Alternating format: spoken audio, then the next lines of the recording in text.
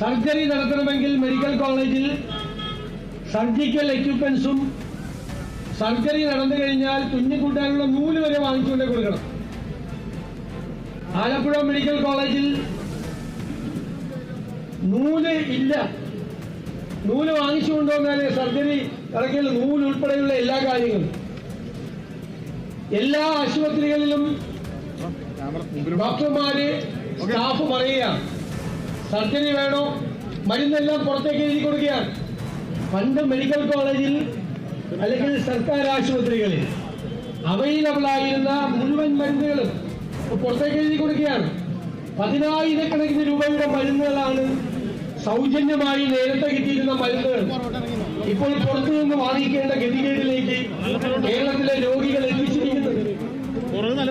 സംസ്ഥാനത്തെ medical services corporation മരുന്ന് ക്ഷാമമാണ്. എന്താ കാരണം?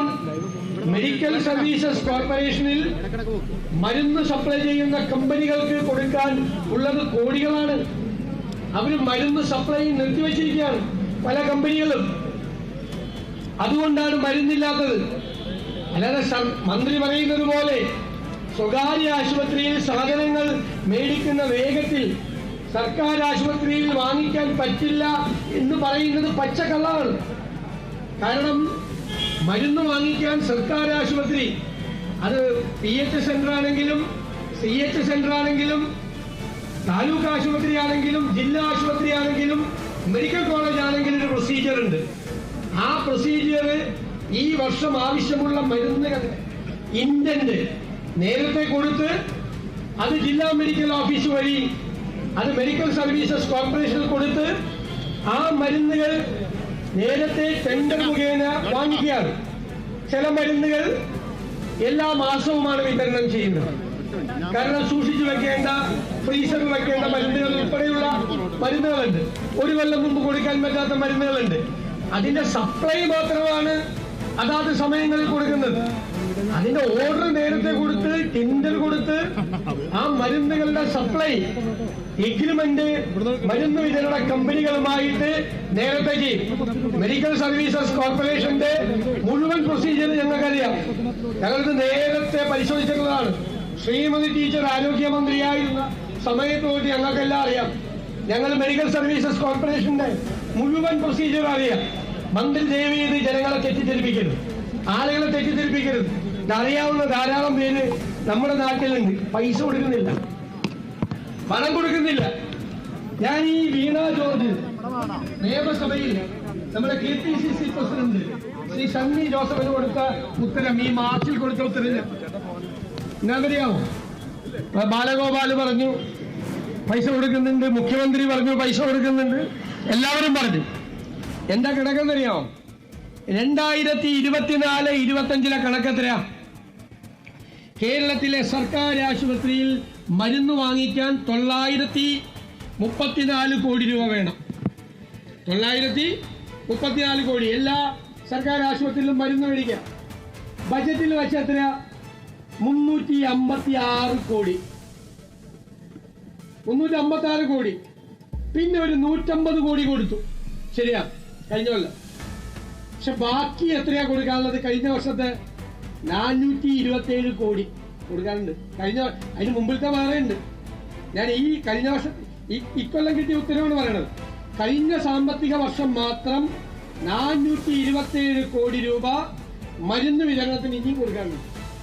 ഇനി ഈ വർഷം വെച്ചേക്കുന്നത് ആവശ്യമുള്ള തുക 1015 കോടി രൂപ.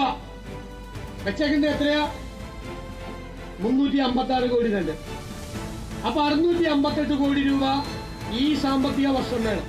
കഴിഞ്ഞ സാമ്പത്തിക വർഷം 427 കോടി രൂപ. കഴിഞ്ഞ സാമ്പത്തിക വർഷവും ഈ സാമ്പത്തിക വർഷവും കൂടി തന്നെ 1100 കോടി രൂപ മരുന്ന് മേടിക്കാൻ വേണം. മനസ്സിലായ? അതിന്റെ മുമ്പിലത്തെ വർഷത്തെ വേഗം 1000കണക്കിന് കോടി രൂപയാണ്.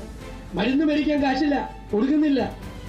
ഞാൻ വീണ്ടും മിസ്റ്റർ പിണറായി വിജയനോട്, കേരളത്തിന്റെ മുഖ്യമന്ത്രിയോട് ചോദിക്കുന്നു, എന്താ നിങ്ങളുടെ പ്രയോറിറ്റി? എന്താ നിങ്ങളുടെ മുൻഗണന? സാധാരണക്കാർക്ക്, പാവങ്ങൾക്ക് ആശുപത്രിയിലെത്തുമ്പോൾ മരുന്ന് മേടിച്ചു കൊടുക്കുന്നത് ഈ സർക്കാരിന്റെ പരിഗണനയിലില്ലേ? അതോ നിങ്ങളുടെ പരിഗണന 4 ലക്ഷം രൂപയാക്കി PSC ചെയർമാന്റെ ശമ്പളം വർദ്ധിപ്പിക്കലാണോ? PSC മെമ്പറുടെ പെൻഷൻ 2 ലക്ഷമായി വർദ്ധിപ്പിക്കുന്നതാണോ നിങ്ങളുടെ പരിഗണന? അതാണോ നിങ്ങളുടെ മുൻഗണന? അതാണ് ചോദ്യം. നിങ്ങളുടെ കയ്യിൽ പൈസയില്ല. നിലമ്പൂർ തെരഞ്ഞെടുപ്പിൽ വന്നിട്ട് മുഖ്യമന്ത്രി പറഞ്ഞത് സംസ്ഥാനത്ത് ധനപ്രതിസന്ധിയാണ് എന്ന് നിരന്തരമായി പറയുന്നത് ഞാനാണ് പറയുന്നത്. അത് വികസന വിരോധികളാണെന്നാണ്. മോഡി പറയും മോഡിയെ വിമർശിച്ചാൽ ദേശവിരുദ്ധം, പിണറായി വിമർശിച്ചാൽ പറയും വികസന വിരുദ്ധം. അപ്പൊ അന്ന് ഇവിടെ ഒരു ധനപ്രതിസന്ധി ഇല്ല എന്നാ പറഞ്ഞത്. എന്നാ ഈ കാശെടുത്ത് ഈ മരുന്ന് മേടിക്കാനുള്ള കാശ് കൊടുക്ക്, ഈ മരുന്ന് വാങ്ങിക്കാനുള്ള കാശ് നിങ്ങൾ കൊടുക്ക്. എന്നിട്ട് ഈ അനുവദിച്ച പണം വീണ്ടും കട്ട് ചെയ്തു. കഴിഞ്ഞ പ്രാവശ്യം ഇഷ്ടംപോലെ കട്ട് ചെയ്തു. ഇത് ഞങ്ങളെ വെല്ലുവിളിക്കാൻ പറ്റില്ല. കാരണം എന്താണെന്നറിയോ? ബഹുമാനിയായ മന്ത്രി തന്നെ ഞങ്ങൾക്ക് എഴുതി തന്നിരിക്കുന്ന ഉത്തരവാണ്. ആരോഗ്യ വകുപ്പിന്റെ 152 കോടി ബജറ്റ് വിഹിതം 90 കോടിയായി വെട്ടിക്കുറച്ചു.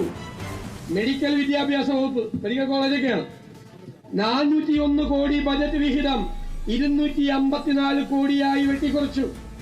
മന്ത്രി തന്ന ഉത്തരം ഞങ്ങളെടുത്തല്ലേ, ഞങ്ങളിതിന്റെ പുറകെ. ഇപ്പോ ഡോക്ടർ ഹാരിസ് തിരുവനന്തപുരത്ത് വിവാദം ഉണ്ടാക്കിയപ്പോഴല്ല, 2024, 25, 22 എല്ലാം ഞങ്ങൾ ഈ വിഷയം ഉന്നയിച്ചിട്ടുണ്ട്. ഞങ്ങൾ ഈ പുതിയ നിയമസഭ വന്ന ഉടനെ കോവിഡ് കഴിഞ്ഞ സമയമാണ്. ഡോക്ടർ MK മുനീർ, അദ്ദേഹം ഡോക്ടർ കൂടിയാണ്. ഞങ്ങളൊരു പ്രതിപക്ഷം ഗുരുതരമായ ഒരു ആരോപണം ഉന്നയിച്ചു നിയമസഭയിൽ. കാരണം തെരഞ്ഞെടുപ്പിന് വേണ്ടി ആരോഗ്യരംഗത്ത് ഒടുക്കത്തെ പബ്ലിക് റിലേഷൻ ആയിരുന്നു, പ്രൊപ്പഗാൻഡ, PR ഏജൻസിയെ വെച്ച്. പക്ഷെ നിങ്ങളുടെ സർക്കാർ കോവിഡ് മൂലം മരിച്ച 25,000 പേരുടെ പേരുകൾ നിങ്ങൾ ഒളിപ്പിച്ചു വെച്ചു എന്നായിരുന്നു ആരോപണം. അടിയന്തര പ്രമേയം കൊണ്ടുവന്ന ആദ്യത്തെ നിയമസഭയാണ് ഞങ്ങൾ വന്നതിന് ശേഷം ഇപ്രാവശ്യം. അതിനിവർ ഉത്തരം പറഞ്ഞത് ഒരാള് ചക്ക വീണ് ചത്തുപോയി. ചക്ക വീണ് ചത്തവരെല്ലാം കോവിഡ് മരണത്തിന്റെ കൂട്ടത്തിൽ പെടുമോ എന്ന് ഡോക്ടർ MK മുനീറിനെ പരിഹസിച്ചുകൊണ്ടാണ് ഈ മന്ത്രി സംസാരിച്ചത്. അപ്പൊ ഞാനൊന്ന് മറുപടി പറഞ്ഞു.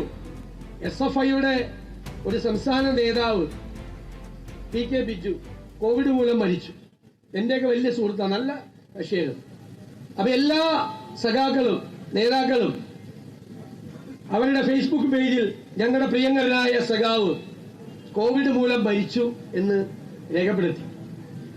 പക്ഷെ ഞാൻ പറഞ്ഞു, നിങ്ങളുടെ സർക്കാരിന്റെ കണക്കിൽ ബിജു കോവിഡ് മൂലം അല്ല മരിച്ചിരിക്കുന്നത്. ചക്ക വീണിട്ടാണോ ബിജു മരിച്ചത്? അല്ല, കോവിഡ് മൂലമാണ് മരിച്ചത്. ഇവര് തെരഞ്ഞെടുപ്പിൽ എന്താ പറഞ്ഞത്?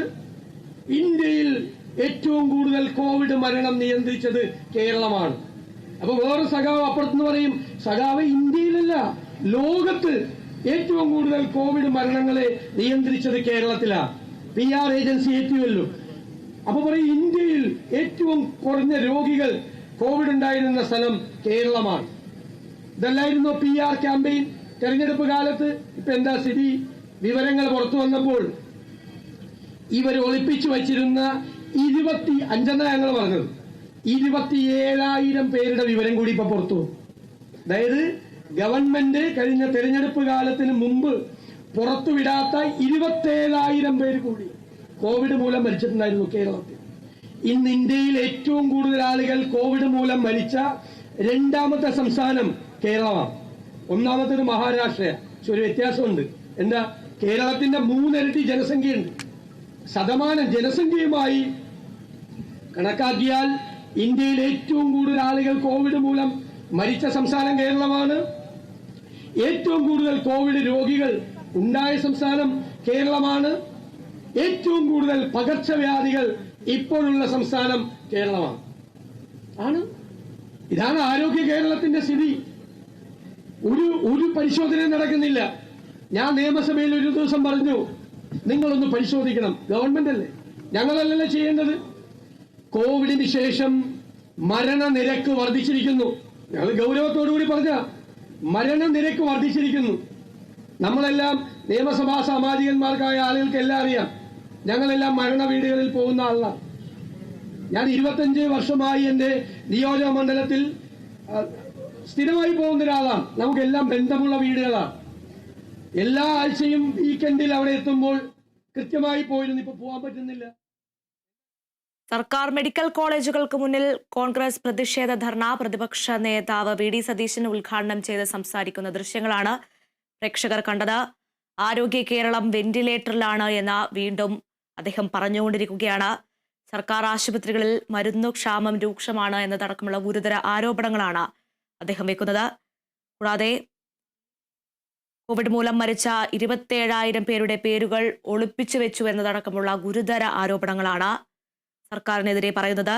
ഇന്ത്യയിൽ ഏറ്റവും കൂടുതൽ പേർ കോവിഡ് മൂലം മരിച്ച 2ാമത്തെ സംസ്ഥാനമാണ് കേരളം എന്നും പറയുന്നു. ഏറ്റവും കൂടുതൽ പകർച്ചവ്യാധികൾ ഉണ്ടാകുന്ന സംസ്ഥാനവും കേരളം തന്നെ എന്നാണ് വി.ഡി. സതീശൻ പറയുന്നത്. സംസ്ഥാന വ്യാപകമായി നിലവിൽ കോൺഗ്രസിന്റെ പ്രതിഷേധം നടന്നുകൊണ്ടിരിക്കുകയാണ്.